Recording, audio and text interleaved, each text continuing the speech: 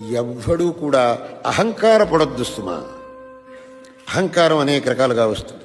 నాకు డబ్బు ఉంది అని కొంతమందికి అహంకారం, నాకు విద్య ఉంది అని కొంతమంది అహంకారం, నాకు అధికారం ఉంది అని కొంతమందికి అహంకారం, నాకు శక్తి ఉంది అని కొంతమందికి అహంకారం. శంకరులు అన్నారు, ఇవి ఏవి శాశ్వతం కాదురా నాయన.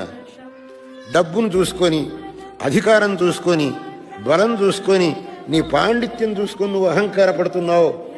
ఇవి ఏవి శాశ్వతములు కావు. వీటిని చూసుకొని నువ్వు అహంకారపడ్డావు అనంటే అది చాలా పెద్ద పొరపాటు. మా కురు ధనజన యౌవన గర్వం హరతి నిమేషాత్ కాల సర్వం. ఇవన్నీ నిమిషంలో హరించుకుపోతాయిరా నాయన. వీటిని చూసుకొని ఎందుకు అహంకారపడతావు? ఆ అహంకారం వచ్చింది అనంటే అప్పుడు ఇక మన వల్ల తప్పు పనులు జరుగుతాయి. ఈ అహంకారం ఉన్నవాడు తప్పులు చేస్తాడు.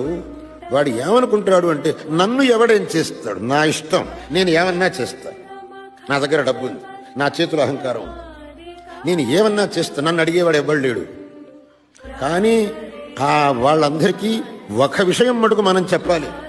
నేను ఇక్కడ అడిగేవాళ్ళు ఎవ్వడు లేకపోవచ్చు, నువ్వు శరీరం విడిచిపోయిన తర్వాత అడిగేవాడు ఒకడున్నాడు, వాడికి నువ్వు జవాబు చెప్పాలి.